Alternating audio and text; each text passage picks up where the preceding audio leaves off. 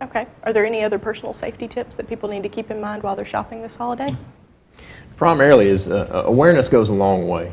Vigilance is a big thing. I think a lot of people have a tendency to walk around with no personal awareness at all, and that's human nature. And we really try to teach people to get into the mindset that they're not going to become a victim.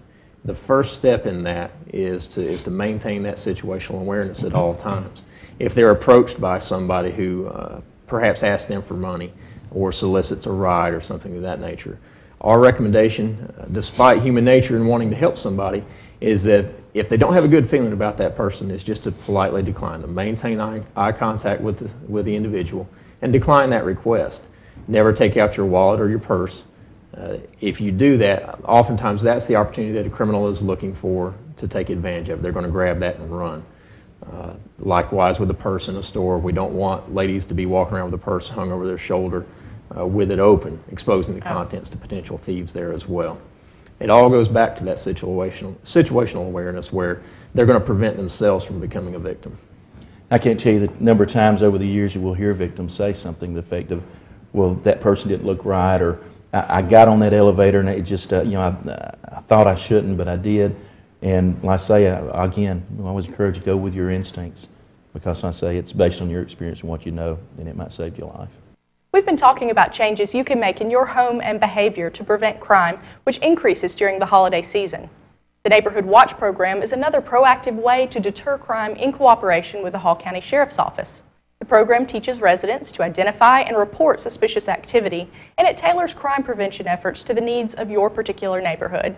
The Neighborhood Watch is one of the most effective tools that we or any other agency in law enforcement has to combat crime and prevent crime.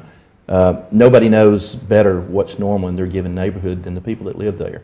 And there are only a few of us, and there's lots of people out around the community. So to have that, those added eyes and ears out there looking for things that are outside the norm of their community is a great tool and a great crime preventer.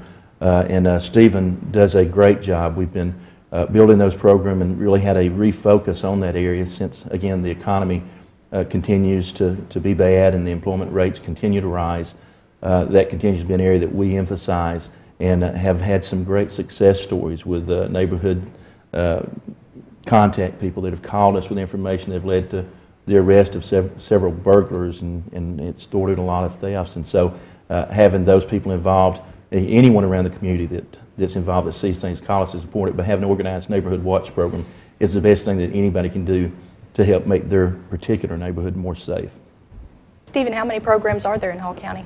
We have 40 that are currently active. There are additional programs in the pipeline that we are in the process of setting up, so it's a continually growing program. So give us a little bit of background about the program. How is it structured? Well, Neighborhood Watch is, I like to tell people that it's not rocket science. It's nothing really complicated, but we do give it a little bit of structure and a communication system, and we emphasize key points. Basically, Neighborhood Watch is a group of concerned citizens doesn't have to be a formal neighborhood, just a residential community, that have made a decision to come together and work together with the Sheriff's Office to deter and prevent crime in their neighborhoods. So what is the Sheriff's Office role? Our role is more the facilitator than anything else. The Neighborhood Watch participants themselves are the keys to the program. We provide them with a little bit of structure. We provide communications, timely crime prevention tips, crime bulletins and alerts, things of that nature. But it's the residents themselves who actually run the program and who make things happen.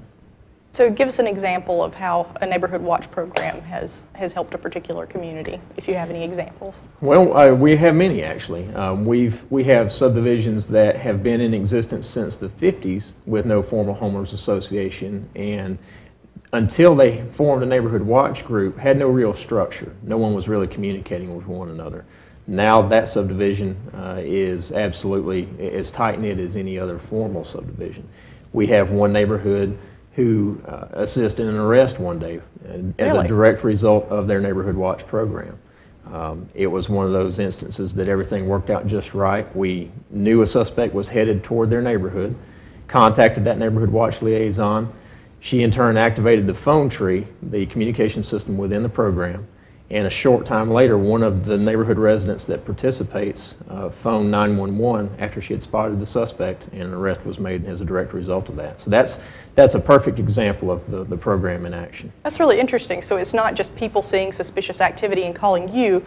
They can actually aid the sheriff's office in making arrests. That's I tell you, terrific. it's been interesting too, Nikki, is that not only from a standpoint of law enforcement and crime prevention, but some of these neighborhoods have come together. We've attended a couple of picnics that they had to kind of kick off or commemorate the program, and neighbors getting to know other neighbors better and kind of getting a little bit of, I guess, buy-in to each other so that they're more apt to look out for each other and get to know each other better. And so it's been kind of interesting. The social aspect of these things has really been rewarding for us too, as we've got to know them, they've got to know each other. So tell me a little bit more about the public education aspect. Well, during our initial presentation, when we're first going out to set up the Neighborhood Watch program and give it its structure, we try to educate those participants in basic observation and reporting skills. And again, nothing that's overly complicated, but maybe some things that people just don't think about very often. Such as? Such as how to describe an individual. A lot of people have never really given any thought to how they would describe a person if they were put in a position to call 911 about that subject. So one of the little tricks that I like to teach these people is that the next time they pull up at a traffic light next to a gas station, is just to casually look over at the gas station, pick out a subject over there that's filling their car up with fuel, and ask themselves, if I had to call 911 to describe that individual, how would I do it? Or if I had to describe that vehicle, how would I do it? Again, it's nothing complex, but it forces them to go through the process and the steps. It's just a little mental rehearsal. And what we find, and police officers do this all the time as well, it's the what-if game. What we find is that the more times we go through that little mental rehearsal, the better we become at it, so that when the time arrives that we have to take action on something, it's almost second nature. And they're very good at describing these people and these cars and these incidents. And that goes back to awareness, which is what we were talking about with personal safety around the holidays earlier. It's all about noticing your surroundings and thinking, what would I do in this situation? Absolutely. Okay. So what if I want to start a Neighborhood Watch program in my neighborhood? How do I get started? Well, Nikki, we encourage you to contact our office. Of course, if you have any needs as a citizen hall, can you give us a call? Specifically on the Neighborhood Watch program, we'd encourage you to call our office and ask for Officer Stephen Wilbanks, and I'll let Stephen tell you how to get in touch with him. The best way to get in touch with me is calling the Crime Prevention Office directly. That number is 770-533-7674. And we'll talk a little bit about setting up dates and times, how to communicate with the neighbors and generate some interest. Once we have all of that settled, then we'll get together for an initial meeting and get the presentation going and the program up and running. Great. Well, this sounds like a really beneficial program, especially in these economic times. We appreciate your efforts in our community. And we appreciate the opportunity to be here. We thank you for the chance to get out and tell people about these very important programs. And I think working together, we can continue to make our communities safer. And looking on the holiday season, we hope that everyone has a wonderful Thanksgiving, a Merry Christmas, and a safe and happy New Year. Well, thank you, Sheriff. And thank you, Deputy Wilbanks. We appreciate you being here. Thank you. I hope you enjoyed the holiday season and stay safe, thanks to these tips from the Hall County Sheriff's Office. You can learn more about the Sheriff's Office at hallcountysheriff.org. Also, sign up to receive alerts on your mobile phone or email by registering at nixle.com. Select Gainesville, Georgia, and the Hall County Sheriff's Office page will appear with emergency public safety and health alerts, traffic advisories, and other important time-sensitive information. Thank you for watching. For Hall County Connection and TV18, I'm Nikki Young.